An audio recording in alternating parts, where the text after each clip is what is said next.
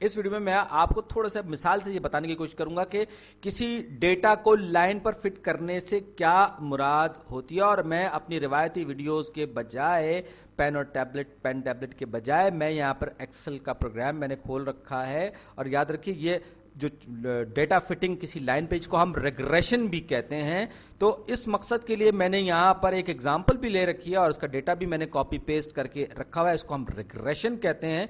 और ये एग्जांपल है, ये नीचे एक टेबल दिया गया है 1995 से लेकर सन 2002 तक यूएस सेंसस ब्यूरो ने कैलिफोर्निया में रहने वाले जो लोग हैं, फैमिलीज हैं, उनकी मीडियन इनकम जाहिर की है। मीडियन इनकम याद रखिएगा।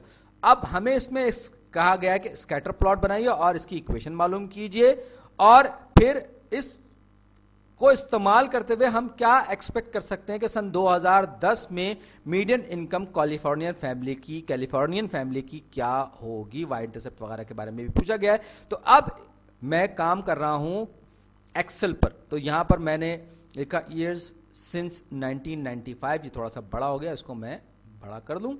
उसके बाद अगले में मैं लिखूंगा मीडियन इनकम, या यूं कहूंगा मैं सिर्फ इनकम, क्योंकि अंडरस्टूड सी बात है इनकम है। अब मैं 95 को 0 ईयर लेता हूं, तो ये हो जाएगा 0, फिर 1, फिर 2, फिर 3, फिर 4। अब एक्सेल में जैसे कि आप में से अगर किसी ने इस्तेमाल करा तो पता होगा, ये कोने से पकड़ के खींचते हैं, तो ये फिर आपको ट्रेंड देख के ऐड करता चला जाता है पॉइंट्स को। अब इनकम जो है 0, यानी 1995 में इनकम कितनी थी? $53,807, फिर $55,217, फिर $55,209, फिर $55,415, फिर $63,100, फिर आ जाएगी $62,206, फिर $63,761, $63,761, फिर $65,766। तो ये जो बाकी के पॉइंट्स हैं, ये इनको मैं डिलीट कर देता हूं यहां से। कहां गया, ये क्लियर कंटेंट्स कर दिए मैंने।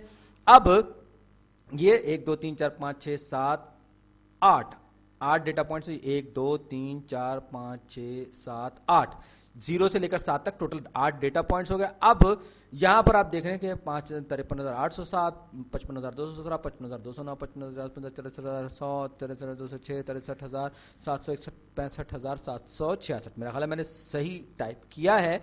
तो अब मुझे इस डेटा का एक स्कैटर्ड प्लॉट बनाना है, जैसे कि सवाल में पूछा गया। तो यहां पर इंसर्ट में आप जाएंगे, एडवांस वर्जन में स्कैटर्ड प्लॉट आपको मुख्तलिफ तरह के दिए हुए हैं। तो मैं सबसे सादा जो स्कैटर्ड प्लॉट है ये मैं आपके सामने मैं बनाऊंगा। ये इसको थोड़ा सा मैं ऊपर की तरफ कर लूं ताकि आपको नजर आ जाए। आप देख सकते हैं कि यहां पर इसने ये सारा का सारा ये प्लॉट कर दिया, और 1995 को 0 ईयर के तौर पर लिया गया है, और आखिरी जो है 7 ये लिया है। अब आप ये देख सकते हैं कि यहां पर अगर आप लेकर आएंगे अपने कर्सर को, तो ये आपको वैल्यूज भी दिखाएगा, और ये आपका प्लॉट एरिया है।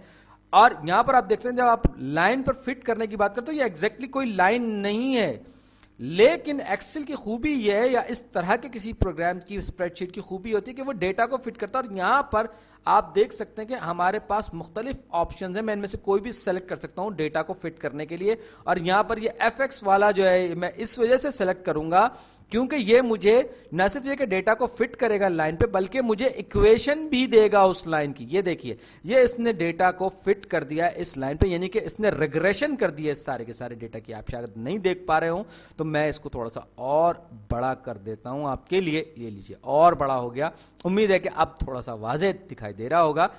तो आप गौर से देखिए, तो यहां पर ये सारे के सारे डेटा पॉइंट्स हैं जो ब्लू में जाहिर किए गए हैं, जबकि ये जो लाइन है ये इन पॉइंट से कम फासला रखते हुए गुजर रही है, यानी कि ये वो लाइन है जिसकी इक्वेशन इसने हमें यहां पर दी। इसको मैं बड़ा करने की कोशिश कर रहा हूं, लेकिन मेरा ख्याल है कि ये बड़ा नहीं हो रहा। इसको मैं अलग करके रख दूं ताकि आप इसको वाज़ेह तौर पर अलग से देख। तो इसमें देखिए y is equal to 18882.3x plus 52847, 52487 का y इंटरसेप्ट है लाइन का, याद रखिएगा।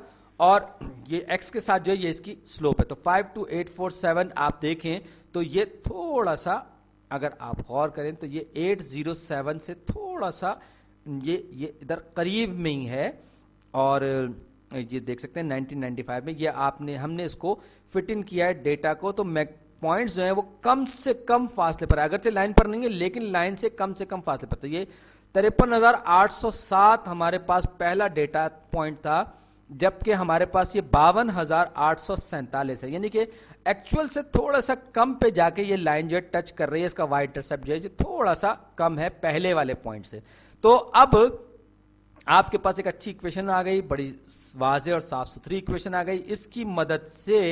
इसकी मदद से आप प्रिडिक्शन कर सकते हैं इस बात की कि सन 2010 में कैलिफोर्निया की एक जो फैमिली है उसकी मीडियन इनकम क्या होगी, क्योंकि आपके पास अब एक लाइन आ गई है, एक फंक्शन आ गया, उस फंक्शन की बुनियाद पर आप डेटा पॉइंट्स ऐड करते जाएंगे। तो अब मैं इसको, जैसे ये 7 है, मेरा ख्याल है कि मैं एक यहां पर और ऐड कर लूं 2002, बल्कि नहीं, मैं यहां पर ऐड नहीं करता 2002 से लेकर 2010 तक, नहीं, मैं इसको यहां ऐड नहीं करूंगा, इसको मैं यहां से डिलीट करके मैं यहां पर मैं एक कॉलम और मैंने बढ़ा दिया। ये लीजिए जनाब, ये साल आ गया, तो 1995, फिर ये 1996, 1997, अब ये करते करते ये फिर मैं इसको लेकर जाऊंगा 2010 तक, ये 2010 तक, यहां तक का मुझे, यहां के लिए मुझे प्रेडिक्शन चाहिए। तो अब एक बार फिर, जैसे कि मैं यहां पर था, ये मैं इस डेटा को सेलेक्ट करूंगा और फिर ये कोने से पकड़ के खींचता हुआ 2010 तक ले गया, तो मेरे पास 15 डेटा पॉइंट्स आ जाएंगे। अब मुझे क्योंकि 15वें साल के लिए चाहिए, तो मैं क्या करूंगा, मैं इसके इक्वेशन लिखूंगा इज इक्वल टू, और फिर अब मैं ये इसमें लिखूंगा 188.3, फिर मैंने ये क्या किया, x, क्योंकि मैं x जो वो 95 से लेकर अब तक, तो मैं पिछला जो है इसको मैं कॉपी करके इसमें सेलेक्ट कर लूंगा, तो ये खुद ब खुद इसका सेल नंबर मुझे दे देगा। तो प्लस 52,847। अब मैं जब इसको एंटर करूंगा तो ये जगह 81,081.5, यानी कि $81,081 और 50 सेंट इनकम होगी सन 2010 में एक मीडियन कैलिफोर्नियन फैमिली की। तो इस तरह से ये एक्सेल हमारी मदद करता है सिर्फ चार्ट्स बनाने में नहीं, बल्कि बहुत सारे स्टैटिस्टिकल ऑपरेशंस को मैनिपुलेट करने में, और ये जिस तरह से हमने ये कर्व फिटिंग या लाइन फिटिंग की, इस तरह के और बहुत सारे काम जैसे हमने यहाँ पे एक्स्ट्रापोलेट किया, तो ये एक्स्ट्रापोलेट करने में और प्रेडिक्शंस करने में हमारी बड़ी मदद करता है।